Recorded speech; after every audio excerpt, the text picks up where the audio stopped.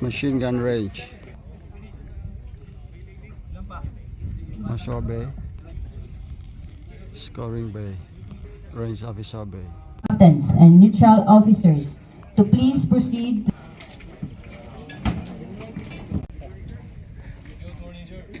Green of all colors.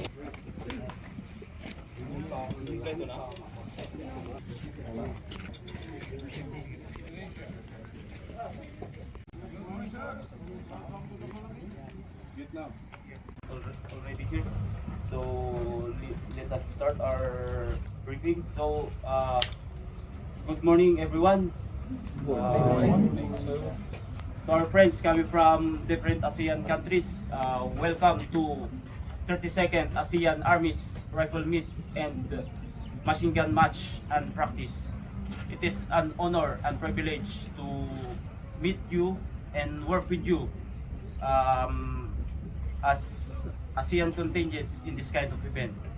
So before I start, I would like to introduce our staff range officers. So yours truly, I am Captain Joe Bulio, Ordnance Service, Philippine Army, the designated Chief Range Officer of this range. Together with me, First Lieutenant Ronnie Galia, QMS, Philippine Army, the Assistant Chief Range Officer. Also, the Marshal B Officer in Charge, First Lieutenant Lariba, QMS, Philippine Army. Of course, the Score Bay Officer in Charge, First Lieutenant Plaza, QMS, Philippine Army. And nonetheless, our Firing Point Officer, Technical Sergeant Junjun Yebres, QMS, Philippine Army. So first, let me brief you about the event overview. So on basically the actual match will be commenced on 15 November. Am I right? So that is Friday.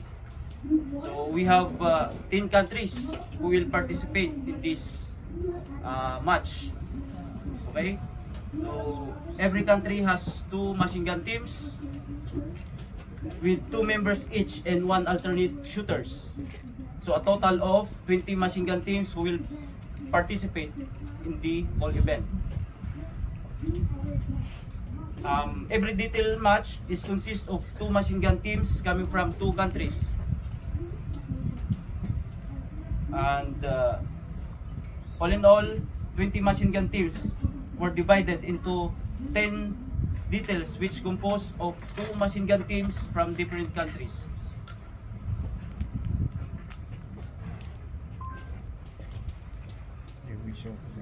So bear with us, we don't have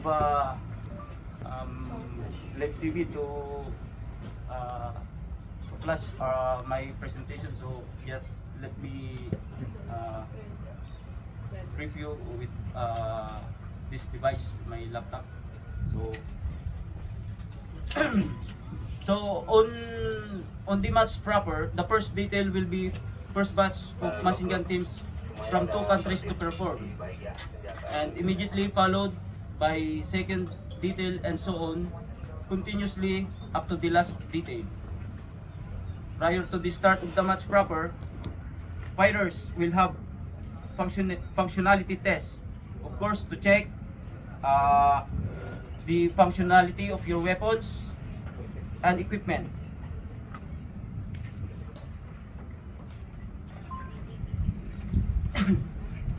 Then, right after upon the completion of functionality test, so fighters will proceed to their respective fighters bay. So our fighters bay is there where you came from.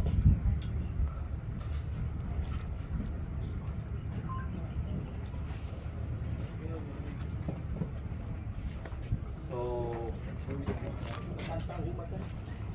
the participant will immediately proceed to the Marshal Bay for inspection of uniform, ammo, and equipment. Then right after, fighters of said detail will proceed at the briefing area. So our briefing area is here prior commencing the execution of firing.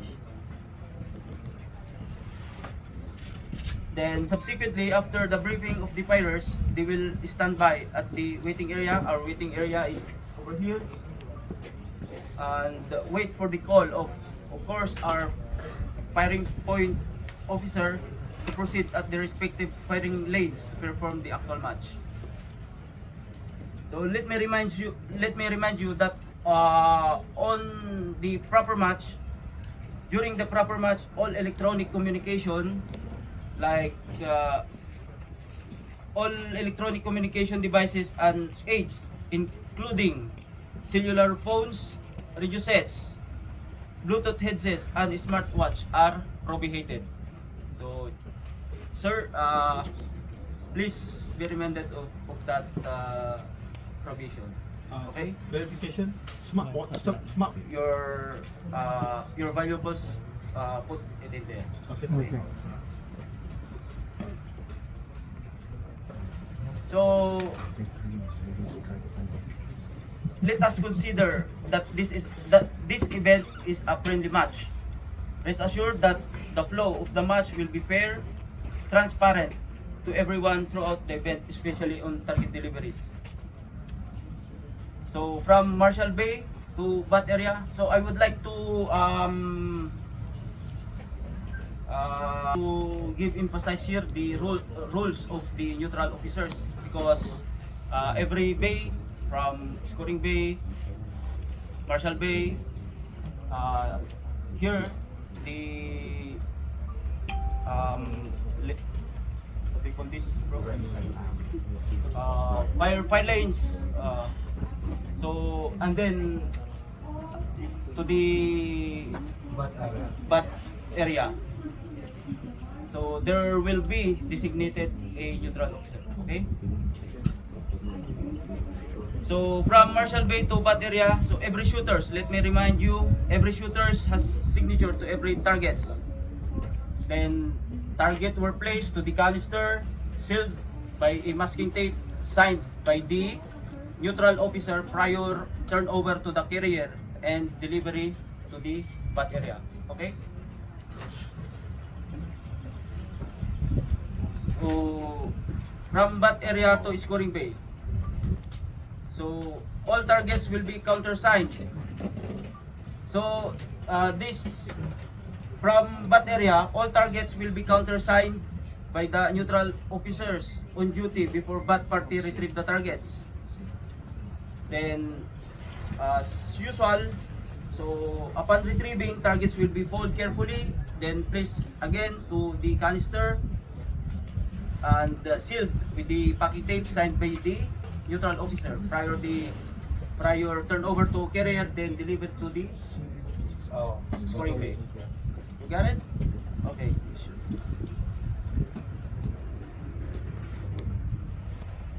Once the target received from the carrier, Scoring OIC will call attention of the duty neutral officer for the confirmation that targets are safely delivered with intact signed seal.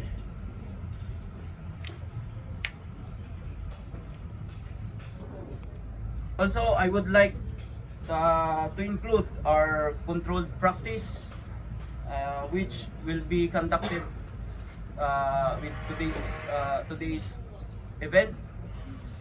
So today we will be conduct a controlled practice in order to allow, of course, your shooters to experience the actual range setup and conditions before the actual machine gun match proper.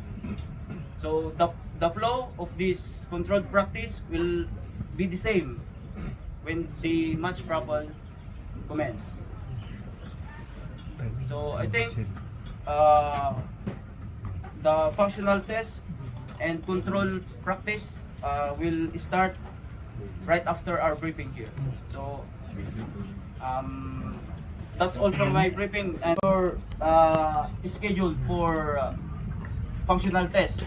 So we have two details. So as shown here, the letters. So letter A corresponds to lane 1 and so on and so forth. Then for the letter A, lane 1, the country of Myanmar. Then so on and so forth. Here. Okay. Would like just to pass it so you can take a picture. Okay. Yes.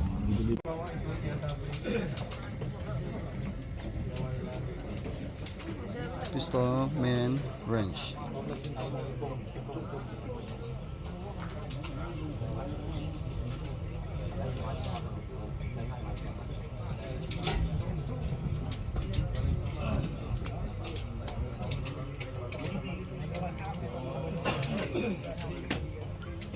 Scoring bay.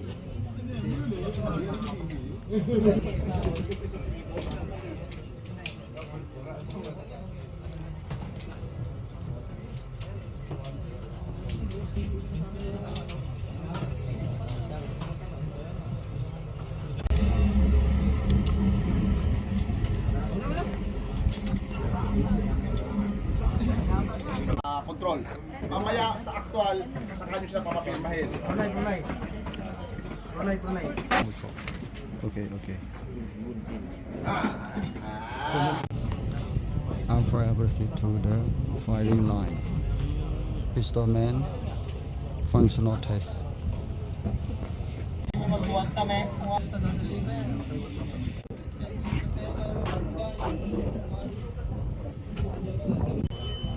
Three range officer for one country contingent.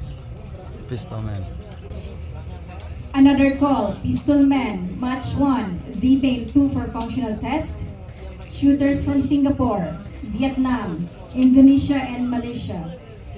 Please proceed at the Marshall Bay area. I'll say again, functional test. Pistol man, match 1, detail Malaysia. Please proceed at the Marshall Bay area.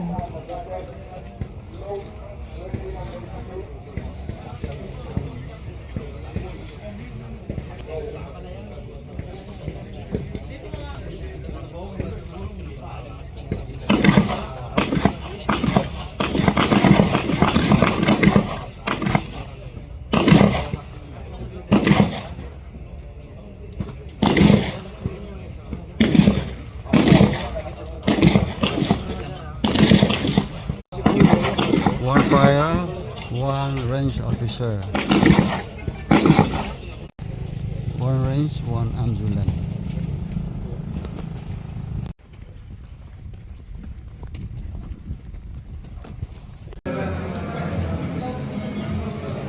Refreshment and buffet lunch. This guy there.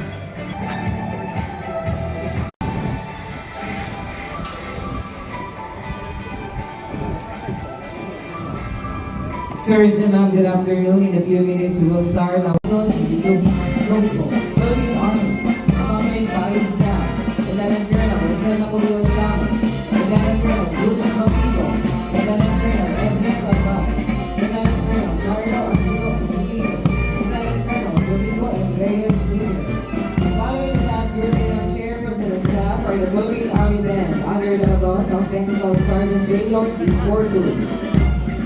Mark Ramos.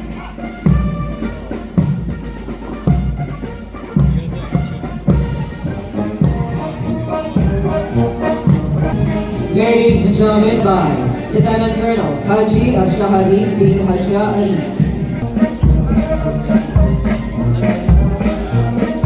Contingents from Lao People's Democratic Republic, led by Colonel Von Silva. The contingents from the Republic of Singapore, led by Senior Warrant Officer. Led by Lieutenant Colonel Yutapun Hamchula.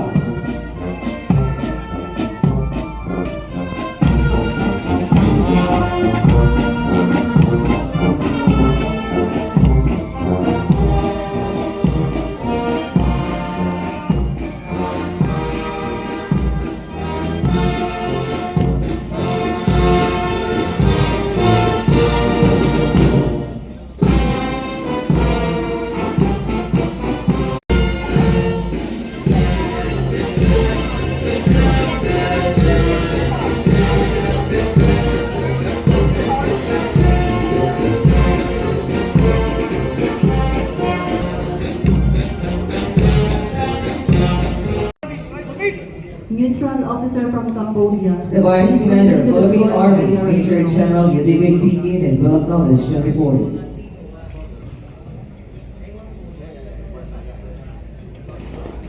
Of the AARM flag.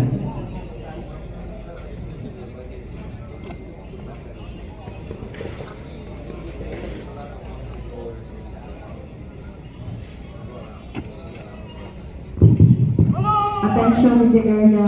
Attention in the area. Detail number 2, lane number 4. Firer from Malaysia. Proceed to the scoring area right now.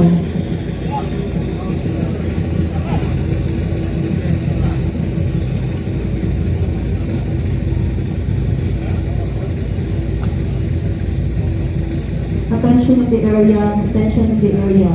Neutral officer of Cambodia.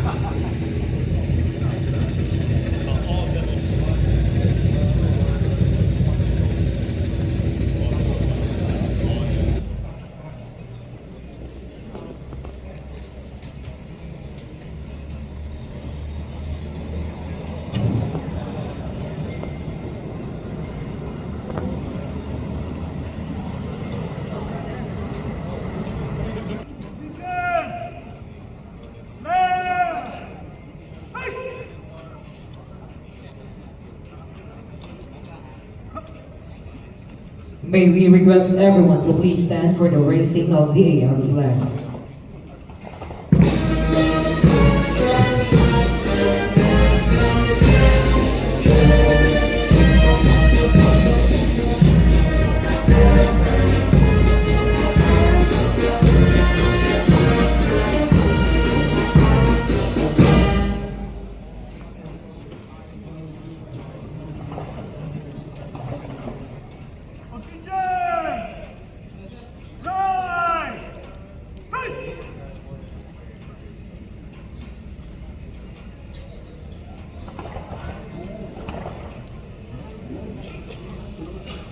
And 24.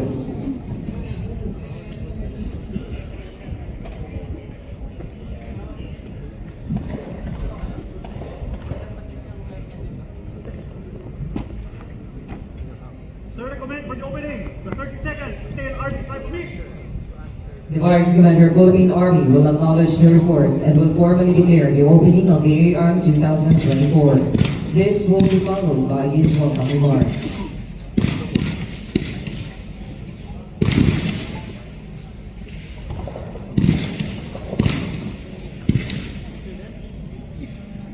Welcome and good morning to all of us. Thank you very much to Major General Ludwig B. Ginen, Vice Commander. Philippine contingents will now be guided to their respective positions at the pamtf grandstand for the program proper.